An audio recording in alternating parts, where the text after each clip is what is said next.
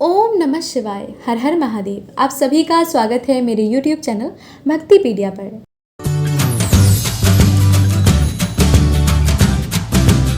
आप सभी को महाशिवरात्रि की ढेरों शुभकामनाएं। शिव ही शक्ति है, शिव ही भक्ति है। आज के इस वीडियो में आप रसपान करने वाले हैं महाशिवरात्रि की प्रामाणिक और पौराणिक कथा के बारे में। आज देवों के देव महादेव की आराधना का सबसे बड़ा पर्व महाशिवरात्रि है। आज का दिन भगवान शिव की पूजा के लिए खास माना जाता है।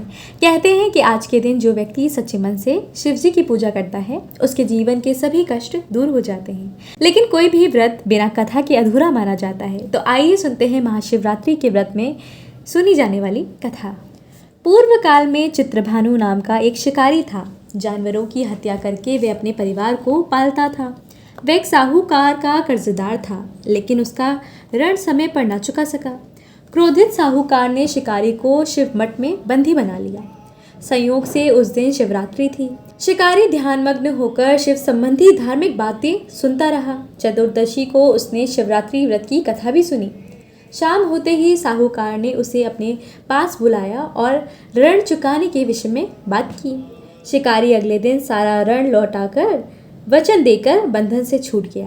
अपनी दिनचर्या की भांति वह जंगल में शिकार के लिए निकला, लेकिन दिन भर बंदी गृह में रहने के कारण भूख प्यास से वे व्याकुल था। शिकार खोजता हुआ वह बहुत दूर निकल गया। जब अंधकार हो गया तो उसने विचार किया कि रात जंगल में ही बितानी पड़ेगी। वह एक तालाब के किनारे एक बेल के पेड़ पर चढ़कर रात बिताने का इंतजार करने लगा। बिल्व वृक्ष के नीचे शिवलिंग था जो बिल पत्रों से ढका हुआ था। शिकारी को उसका पता न चला। पड़ाव बनाते समय उसने जो टहनियाँ तोड़ी वे संयोग से शिवलिंग पर गिरती चली गई। इस प्रकार दिन भर भूखे प्यासे शिकारी का व्रत भी हो गया और शिवलिंग पर बिल्व पत्र भी चढ़ गए। एक पहर रात्रि बीत जाने पर एक गर्भिणी हिरणी तालाब पर पानी पीने पहुंची। शिकारी ने धनुष पर तीर चढ़ाकर जो ही प्रत्यंचा खींची, हिरणी बोली, मैं गर्भिणी हूँ, शीघ्र ही प्रसव करूँगी। तुम एक साथ दो जीवों की हत्या करोगे, जो ठीक नहीं है। मैं बच्चे को जन्म देकर शीघ्र ही तुम्हारे समकक्ष प्रस्तुत हो जाऊंगी, तब मार लेना। शिकारी ने प्रत्यंचा ढीली कर दी और हिरणी जंगली झाड़ियों में लुप्त हो गई। प्रत्यंचा चढ़ाने तथा ढीली करने के वक्त कुछ बिलपत्र अनायास ही टूटकर शिवलिंग पर गिर गए। इस प्रकार उससे अनजाने में ही प्रथम पहर का पूजन भी संपन्न हो गया। कुछ ही देर बाद एक और हिरणी उधर से निकली। शिकारी की प्रसन्नता का ठिकाना न रहा। समीप आने पर उसने धनुष पर बाण चढ़ाया। तब उसे देख हिरणी ने विनम्रता पूर्वक निवेदन किया कि हे शिकारी, मैं थोड़ी देर पहले ऋतु से निवृत्त हुई हूँ, कामातुर विहरणी हूँ, अपने प्रिय की खोज में भटक रही हूँ। मैं अपने पति से मिलकर शीघ्र ही तुम्हारे पास आ जाऊंगी। शिकारी ने उसे भी जाने दिया। 2 बार शिकार को खोकर उसका माथा ठनका। वह चिंता में पड़ गया। रात्रि का आखिरी पहर बीत रहा था।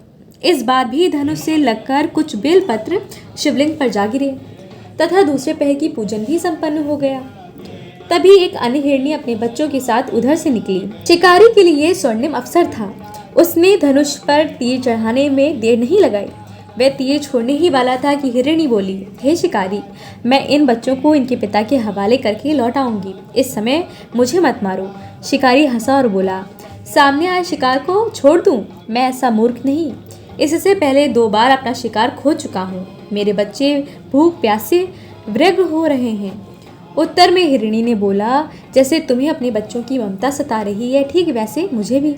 हे शिकारी, मेरा विश्वास करो, मैं इन्हें इनके पिता के पास छोड़कर तुरंत लौटने की प्रतिज्ञा करती हूँ। हिरणी का दुख भरा स्वर सुनकर शिकारी को उस पर दया आ गई।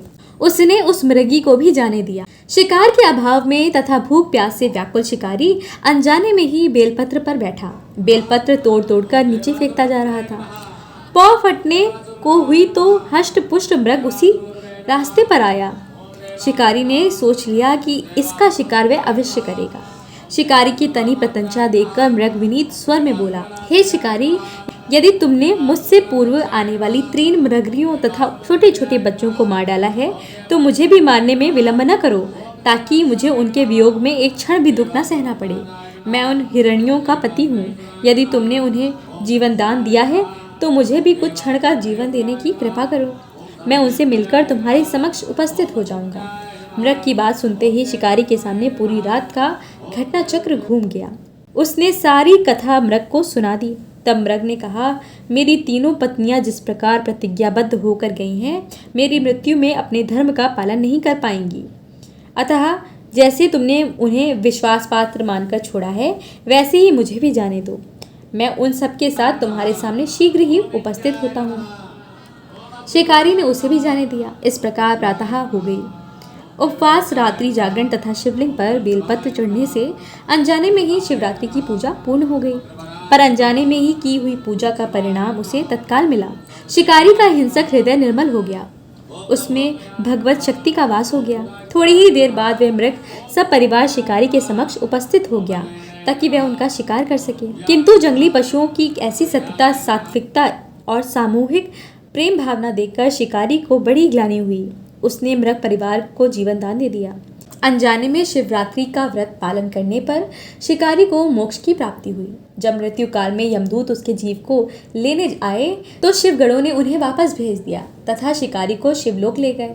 शिवजी की कृपा से ही अपने इस जन्म में राजा चित्रभानु अपने पिछले जन्म को याद रख पाए और महाशिवरात्रि के महत्व को जानकर उसका अगले जन्म में भी उन्होंने पालन किया। शिकारी की कथा अनुसार महादेव तो अनजाने में किए गए व्रत का भी फल दे देते हैं, पर वास्तव में महादेव शिकारी की दया भाव से प्रसन्न हुए। अपने परिवार के कष्ट का ध्यान होते हुए भी शिकारी ने मृग परिवार को जाने दिया। ये करुणा ही है वस्तुतः उस शिकारी को उन पंडित एवं पुजारियों से उत्कृष्ट बना दिया जो कि सिर्फ रात्रि जागरण, उपवास और दूध, दही, बेल पत्र आदि द्वारा शिव को प्रसन्न कर लेना चाहते हैं। इस कथा में सबसे महत्वपूर्ण बात यह है कि इस कथा में अनजाने में हुए पूजन पर विशेष बल दिया गया है। इसका अर्थ यह है कि भोलेनाथ किसी भी प्रकार से किए गए पूजन को स्वीकार कर लेते हैं और भोलेनाथ जाने या अनजाने में हुए पूजन पर भेद नहीं कर सकते। मृग परिवार को समय और जीवन दान दिया जो कि शिव पूजन के समान है। शिव का अर्थ ही कल्याण होता है। उन निरीह प्राणियों का कल्याण करने के कारण ही शिव तत्व को जान पाया और उसका शिव से साक्षात्कार हुआ। परोपकार करने के लिए महाशिवरात्रि का दिवस होना भी आवश्यक नहीं है। पुराण में 4 प्रकार के शिवरात्रि पूजन का वर्णन है। मासिक शिवरात्रि, प्रथम आदि शिवरात्रि, महाशिवरात्रि। पुराण वर्णित अंतिम शिवरात्रि है नित्य शिवरात्रि। वस्तुतः प्रत्येक रात्रि ही शिवरात्रि है अगर हम उन परम कल्याणकारी आशुतोष भगवान में स्वयं को लीन कर दें और कल्याण के मार्ग का अनुसरण करें। वही शिवरात्रि का सच्चा व्रत है। ऐसी मान्यता है कि महाशिवरात्रि के दिन विधि विधान से पूजा करने से नरक से मुक्ति मिलती है।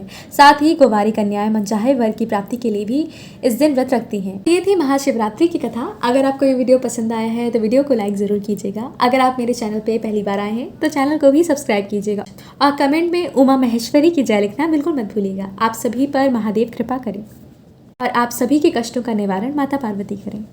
हैप्पी महाशिवरात्रि।